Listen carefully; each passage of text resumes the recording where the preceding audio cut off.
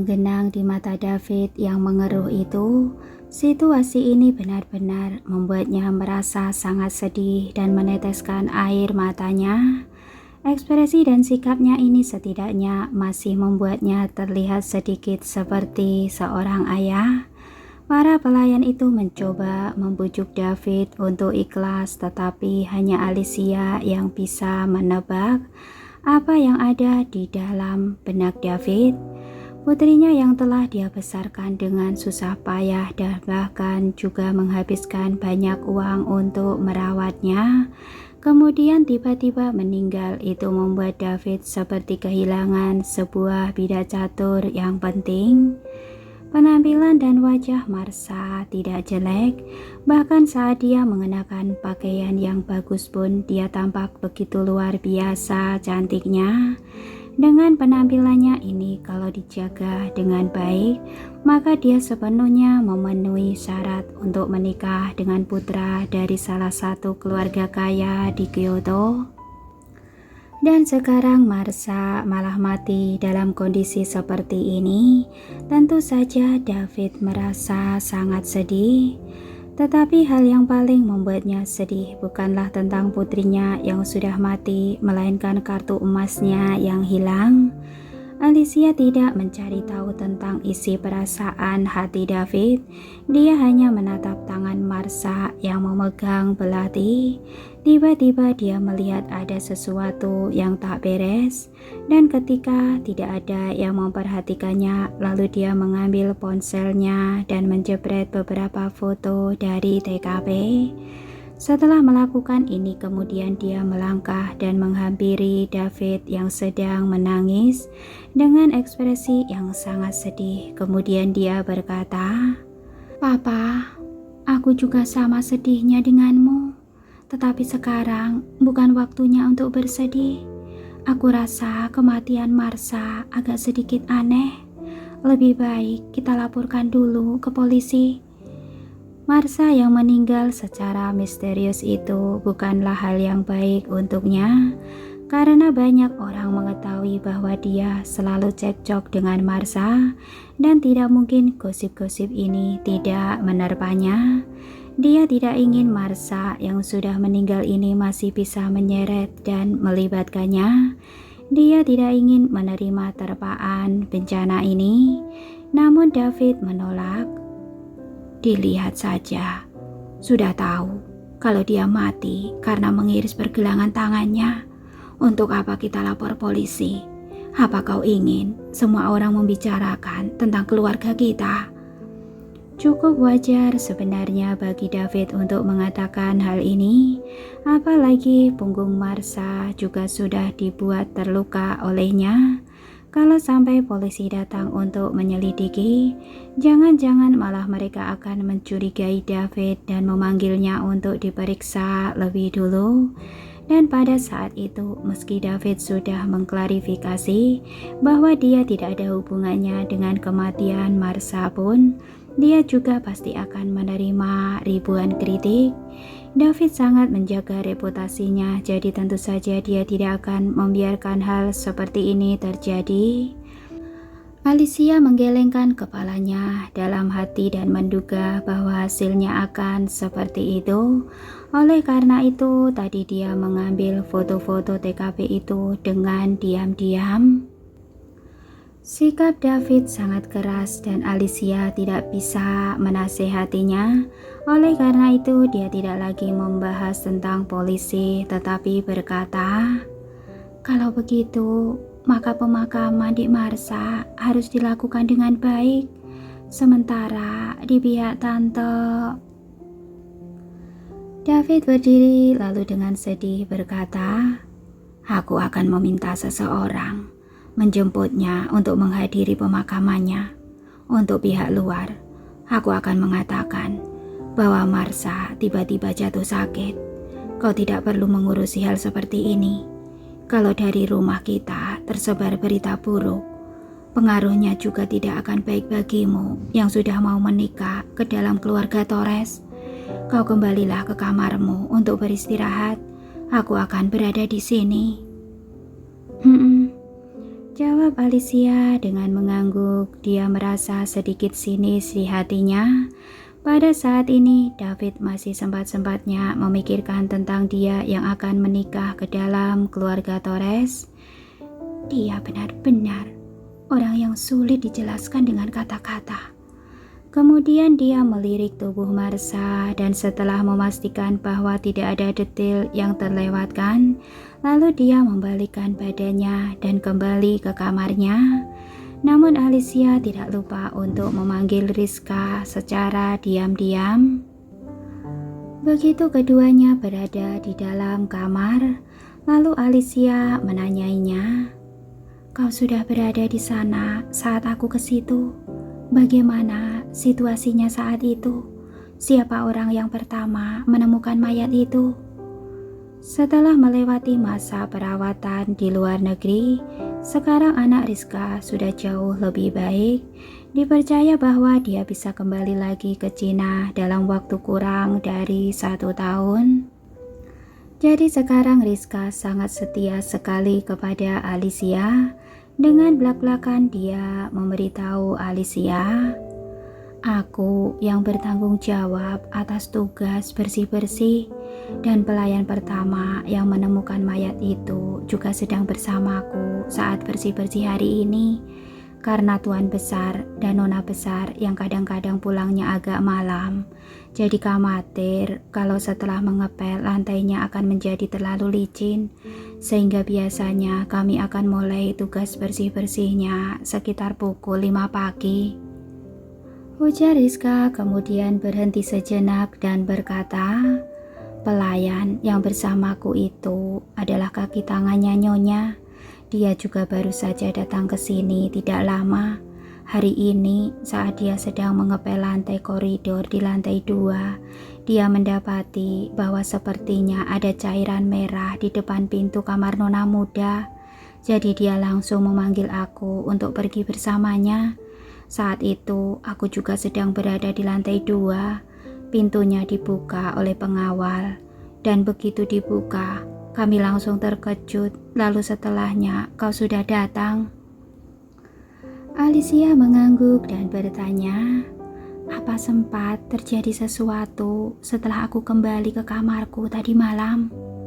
Rizka mengingat-ingat sebentar lalu menggelengkan kepalanya dan berkata, Tidak ada yang terjadi tadi malam. Tapi Nona Muda tidak makan malam dan saat itu aku mendengar suaranya. Nada suaranya masih sangat berenergi. Dia bahkan meminta kami untuk mencarikan obat yang bisa menghilangkan bekas lukanya. Dia tidak seperti orang yang mau bunuh diri.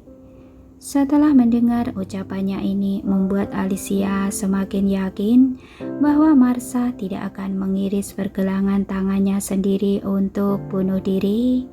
Bagaimana mungkin seseorang yang masih khawatir dengan bekas luka yang mungkin akan membekas di punggungnya masih bisa berpikir untuk bunuh diri? Alicia mengangguk dan berkata, "Oke, kalau begitu kau boleh pergi dulu. Kalau ada sesuatu, langsung laporkan padaku kapanpun itu." Saat Rizka hendak keluar, dia teringat dengan Selena lagi, lalu menoleh dan berkata dengan cemas, "Nona Besar, kalau Nona Muda mati seperti ini, Nyonya pasti akan mencurigaimu saat dia pulang nanti. Kau harus lebih berhati-hati." Menurut Rizka, Alicia adalah anak yang sangat pintar, tetapi itu tidak berarti bahwa dia tidak akan dicelakai oleh Selena, terutama oleh seorang ibu yang baru saja kehilangan putrinya. Dia rela untuk melakukan apapun. Rizka sangat paham dengan pemikiran seperti ini karena dia sudah pernah melakukan banyak hal untuk Selena demi anaknya. Kekhawatiran yang ditunjukkan oleh tatapan Rizka begitu tulus, dan ketulusan seperti ini tidak mungkin palsu. Alicia bisa merasakan ketulusan Rizka. Dia melengkungkan bibirnya dan sambil tersenyum Alicia berkata, "Aku tahu, aku akan mewaspadainya. Terima kasih atas peringatanmu." Tidak, Seharusnya aku yang berterima kasih kalau bukan karena kau, anakku. Rizka agak tersedak saat berbicara. Sambil tersenyum, Alicia menenangkannya dan berkata, kau sudah membantuku melakukan sesuatu, sehingga apapun masalahmu, berarti itu juga adalah masalahku juga. Tenang saja, aku pasti akan baik-baik saja. Aku masih menunggu untuk melihat anakmu yang akan bersatu kembali denganmu nanti. Jawab Rizka sambil menyeka air mata dari sudut matanya, kemudian berbalik untuk keluar. Alicia duduk diam di kamarnya untuk beberapa saat sambil memikirkan kembali masalah Marsha. Setelah mendengar cerita Rizka tentang obat untuk bekas luka itu, Alicia benar-benar sangat yakin bahwa Marsha tidak bunuh diri. Dia hanya berpikir kira-kira siapa yang akan menjadi pembunuhnya. Siapa yang bisa menciptakan kejadian yang seolah-olah Marsha melakukan bunuh diri tanpa ada orang lain yang bisa menyadarinya? Lalu apa keuntungan bagi pihak lain dari kejadian ini? Setiap kasus pembunuhan pasti ada motifnya. Sebenarnya apa motif dari orang itu? Dia tidak tahu musuh besar seperti apa yang dimiliki oleh Marsha. Kalau sesuai dengan perangai dan karakter Marsha itu, paling-paling dia hanya memiliki dendam kecil-kecilan saja yang tidak mungkin bisa mengakibatkan dirinya dibunuh. Tepat ketika Alicia sedang tidak dapat menemukan petunjuk apapun, tiba-tiba komputer di kamarnya menyala dengan suara notifikasi. Ting tong. Ini terasa sangat aneh sekali di ruangan yang sunyi seperti ini. Alicia langsung bangkit berdiri, tetapi dia tidak akan mengira bahwa ini adalah hantu seperti yang akan dipikirkan oleh gadis-gadis pada umumnya. Dia menghampiri komputernya dengan wajah cemberut. Komputernya dirakit setelah dia pulang ke Villa Sebastian ini. Komputer baru seperti ini tidak mungkin bisa menyala dengan sendirinya kecuali seseorang telah meretas komputernya. Dan benar saja, tepat seperti dugaan Alicia, komputernya tidak masuk ke halaman desktop setelah nyala, tetapi malah berubah menjadi merah tua. Dengan dingin Alicia berkata, "Siapa kau?" Dengan cepat sebaris karakter hitam muncul di layar merah tua itu yang ditulis dalam bahasa Inggris. Nona Alicia, apa kau suka dengan hadiah yang aku berikan kepadamu? Dengan cepat Alicia terpikir akan Marsha lalu bertanya dengan cemberut, apa kau yang membunuh Marsha? Sebaris kata lain muncul di layar komputernya. Nada suara Nona Alicia sepertinya tidak suka dengan hadiah yang aku berikan. Ini benar-benar aneh. Bukannya kau tidak suka dengan adikmu itu? Alicia mengepalkan tangannya dan bertanya, siapa kau? Apa yang ingin kau lakukan? Tidak lama kemudian sebaris kata lain muncul lagi di layar komputernya. Nona Alicia, kau jangan salah paham. Aku hanya ingin membantumu saja. Tetapi sekarang sepertinya hal ini malah tidak bisa membantumu. Aku benar-benar mohon maaf. Sebelum Alicia sempat berbicara lagi, tiba-tiba muncul lagi sebaris kata-kata dengan warna hitam itu. Apa Nona Alicia berniat untuk bergabung dengan kami? Aku sangat optimis dengan keterampilan teknologi meretasmu itu. Begitu kata teknologi meretas itu muncul, Alicia langsung teringat dengan ledakan di gedung itu. Dia menyipitkan matanya dan langsung berkata, "Kau adalah orang yang ingin membunuh Dylan." Sebaris kata-kata hitam muncul kembali di layarnya. Nona Alicia benar-benar sangat pintar. Bergabunglah dengan kami dan aku akan membawamu ke puncak piramida global. Kalau kau menolaknya, itu berarti kau adalah musuh kami. Alicia langsung menolaknya. Aku tidak akan mau bekerja sama dengan tikus yang hanya bisa bersembunyi di dalam kegelapan. Kalau kau hebat, maka bertandinglah dengan aku secara terbuka. Nona Alicia, tidak perlu buru-buru memberikan jawabannya. Kami akan memberimu waktu selama 3 hari untuk mempertimbangkannya. 3 hari kemudian, kami akan mencarimu lagi. Tidak perlu mencariku, ujar Alicia dengan dingin. Aku yang akan datang mencarimu, dasar pembunuh. Namun sebelum Alicia dapat menyelesaikan ucapannya, layar komputernya sudah menjadi hitam dan langsung mati secara otomatis. Bangke, maki Alicia. Dia tidak menyangka bahwa pihak lawan akan menemukannya di sini karena komputer ini hanyalah sebuah komputer biasa, jadi akan mudah bagi peretas top dari pihak lawan untuk menyerang komputernya yang biasa ini. Alicia menyalakan kembali komputernya lalu mengetikkan kode untuk mengatur firewall level tertinggi untuk mencegah pihak lawan menyerang komputernya lagi.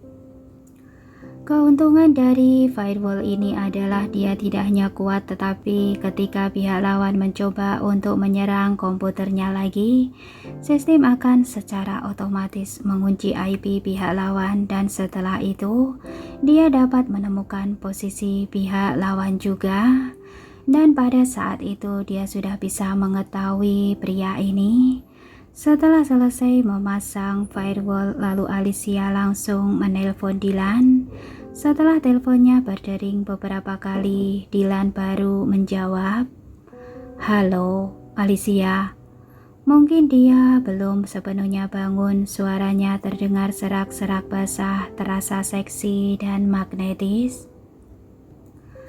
Alicia menyadari bahwa dia benar-benar telah terpesona dengan suara Dylan ini, tetapi dengan cepat dia menepis pikirannya dan langsung berkata ke inti masalahnya.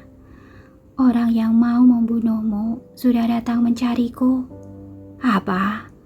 Suara Dylan tiba-tiba terdengar nyaring. Dengan penuh rasa khawatir dan cemas dia bertanya, "Kau di mana? Apa kau baik-baik saja?"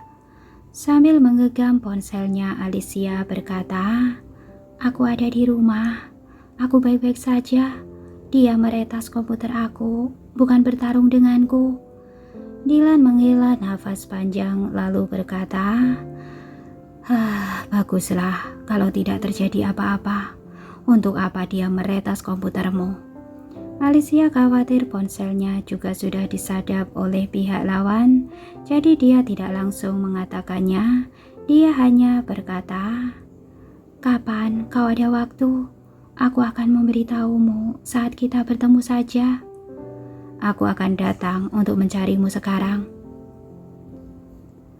"Jangan, rumahku saat ini agak sedikit berantakan. Aku saja yang datang mencarimu. Kau di mana?" "Tempat yang kau kunjungi tadi malam, Maple Woods." "Kalau begitu, aku akan ke sana sekarang juga." "Oke, aku akan menunggumu di depan pintu." Alicia menutup ponselnya lalu dengan cepat beberes dan bersiap-siap. Setelah mengenakan pakaiannya lalu dia berjalan keluar. Para pelayan masih sibuk membersihkan kamar Marsha. Sementara David sedang pergi keluar untuk membeli kain kafan dan barang-barang lainnya yang dibutuhkan untuk acara pemakaman Marsha. Oleh karena itu, Alicia tidak perlu melapor lagi. Dia langsung naik taksi ke Maple Woods. Pada siang hari, Maplewood tampak lebih indah dibanding dengan malam hari. Pohon maple tampak ada di mana-mana, tetapi daun-daun maplenya belum berubah menjadi merah pada musim ini. Pohon-pohon itu hanya tampak rimbun seperti hutan di tengah kota. Tetapi Alicia sama sekali tidak punya waktu untuk menikmati pemandangan itu. Setelah bertemu dengan Dylan, dia langsung mengekorinya masuk ke dalam villa. Dylan masih mengenakan piyama, tetapi dia sudah sepenuhnya terbangun. Hanya rambutnya saja yang masih berantakan. Tadinya dia berencana untuk tidur hari ini karena telah begadang semalaman untuk menyelesaikan urusan bisnisnya. Tetapi saat dia mendengar bahwa Alicia menjadi sasaran orang itu, jadi bagaimana mungkin dia masih bisa tidur lagi? Bahkan dirinya sendiri pun sudah tak sempat diurusi lagi. Namun meski dia tak sempat mencuci mukanya, tetapi dia masih tetap memasakkan pangsit untuk Alicia. Begitu Alicia masuk ke dalam, dia melihat ada 2 piring pangsit panas di atas meja makan. Tepat ketika Alicia baru saja ingin berbicara, dia sudah langsung dibawa oleh Dylan ke depan meja makan sambil berkata, "Tidak peduli apapun yang terjadi, kau makan saja dulu, jangan sampai sakit mah karena kelaparan." Rasa hangat memenuhi hati Alicia dan saat dia hendak mengucapkan terima kasih kepadanya, lalu terdengar Dylan berkata, "Aku hanya khawatir, mah aku akan sakit nanti kalau kelaparan. Jadi saat masak tadi aku sengaja masak agak banyak, biar sekalian memasakkan untukmu." Alicia tidak bisa berkata-kata, namun kali ini dia tahu bahwa apa yang dikatakan Dylan itu tidak benar, tetapi dia tidak mengatakan apa-apa juga. Alicia duduk dengan tenang dan menghabiskan pangsit yang dimasak oleh Dylan. Dia makan lebih cepat dan saat mengangkat kepalanya, dia melihat Dylan yang belum selesai makan. Secara tak sadar Alicia mengamati Dylan yang sedang makan. Hanya saja dia tak menyangka bahwa seorang pria besar seperti Dylan yang biasanya begitu tegas dan bertindak dengan penuh semangat dapat makan dengan sikap yang anggun dan lembut. Dia bahkan dapat menunjukkan keeleganannya dalam setiap gerak tubuhnya. Dia tidak seperti sedang makan pangsit, tetapi lebih seperti sedang memakan makanan barat yang mahal. Mungkin karena matanya yang menatap Dylan terlalu fokus, lalu tiba-tiba Dylan mengangkat matanya. Dengan cepat Alicia memalingkan wajahnya dan terbatuk karena malu. Tetapi kali ini Dylan tidak menggodanya lagi seperti semalam. Dia hanya mempercepat acara makannya. Setelah menghabiskan sepiring pangsit itu, lalu Dylan mulai membicarakan masalahnya. "Katakan kepadaku, apa yang terjadi di rumahmu? Apa yang dilakukan oleh orang itu setelah dia meretas komputermu?" Alicia langsung berkata, "Dia meminta aku untuk bergabung dengannya, dan dia akan mencariku lagi setelah 3 hari. Dylan mengangkat alisnya karena terkejut dan berkata, "Sepertinya dia menyukai keterampilan meretasmu." Alicia mengangguk. "Aku sudah memasang firewall khusus untuk komputer aku sendiri. Firewall ini memiliki fungsi anti penyadapan. Nantinya sebelum mereka menyerang komputer aku, sistem komputernya akan langsung mengunci IP mereka." "Bagus," ujar Dylan dengan tatapan penuh kekaguman.